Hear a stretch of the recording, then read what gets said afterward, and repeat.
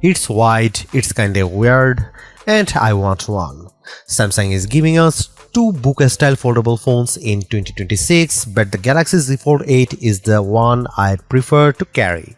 And that's because it has a completely different look than every foldable the company has given us over the past 7 years.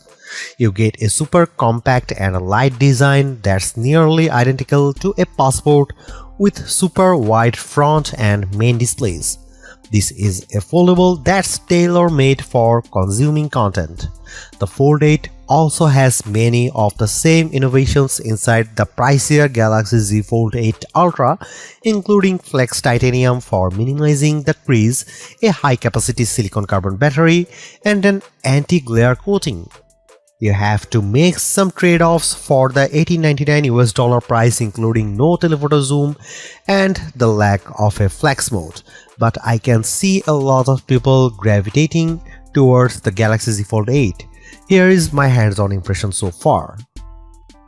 Samsung's Galaxy Z Fold 8 has a release date of August 7th and pre-orders are available July 22. The Galaxy Z Fold 8 starts at $1899 for 256GB of storage and 12GB of RAM. The 512GB will be $2099 and 1TB price is $2499. The first time I put the Galaxy Z Fold 8 in my hand, I loved it, and it starts with just how light this thing is.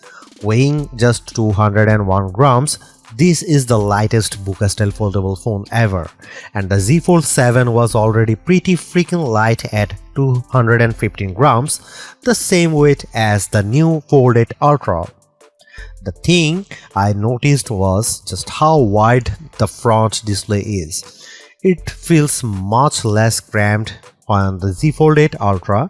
When you do open to the main 7.6-inch screen, you will appreciate that the black bars are minimized above and below the display. Another plus is that Samsung precisely engineered the side frame to make this foldable easier to open than the Fold 7 thanks to the new grooves that have been machined into the edges. Hit the crease? Samsung has dramatically reduced it thanks to the new Flex Titanium technology, and yet the Fold 8 is tested to withstand up to 500,000 folds, which I saw firsthand in Korea ahead of launch. The IP48 rating on the Fold 8 means you get water resistance but no dust resistance, which is a shame because this is a phone I'd like to use for a beach reading. The 10-megapixel camera punch-out on the main display continues to be a bit of an eyesore, so those hoping for the return of an under-display camera will be disappointed. And don't expect S Pen support either, which would have been nice on such a wide canvas. Measuring 161.4 by 123.9 by 4.5mm unfolded and 123.9 by 81.9 and 9.7mm folded, the Z Fold 8 isn't quite as slim as the Fold 8 Ultra, but this is definitely not a bulky handset. To me, the standout Fold 8 color is lavender, but you can also pick from graphite and cream, and there is a pistachio option online only. To be clear, Samsung is not the first to launch a wide bouquet-style foldable. Huawei already has the Pura X Max with 5.4 and 7.7-inch displays, but it's heavier and thicker than the Fold 8 and not available in the US.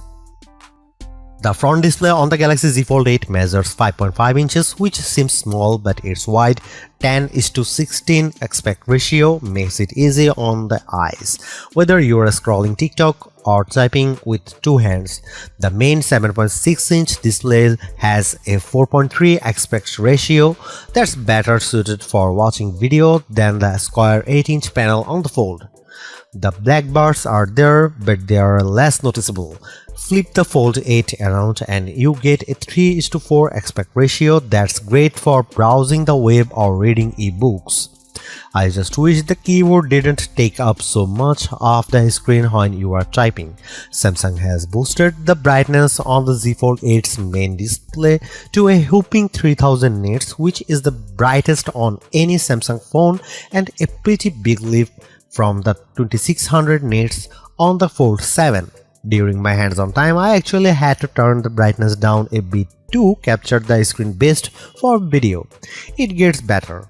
Samsung has also applied an anti-glare coating to the main display, so it should be much easier to use outdoors in direct sunlight.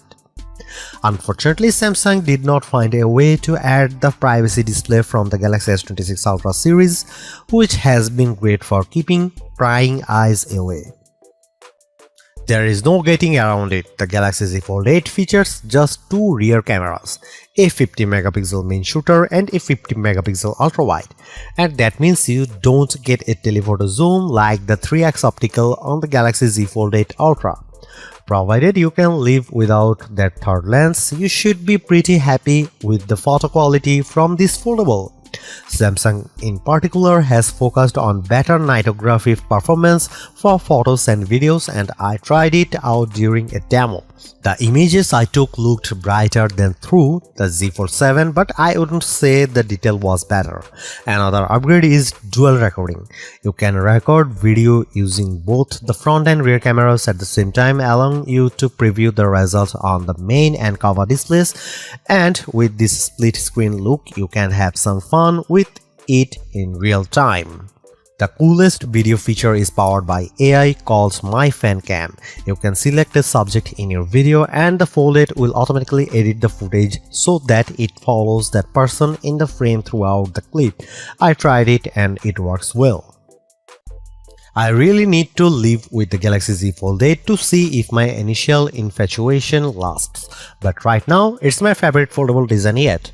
I really like the white front and main displays as well as just how light this thing is. Other perks include a greatly reduced crease, a brighter main display and a pretty beefy battery. And while I am getting kind of sick of AI features, I can see myself using things like Now Nudge and My Fan Cam. I wish I didn't have to sacrifice a telephoto zoom, but overall I feel like Samsung made the right trade-offs to deliver a big screen foldable in a very pocket-friendly design. Samsung Galaxy Z Fold 8 pre-orders open up today with general release scheduled for August 7. Prices start at from $18.99 US.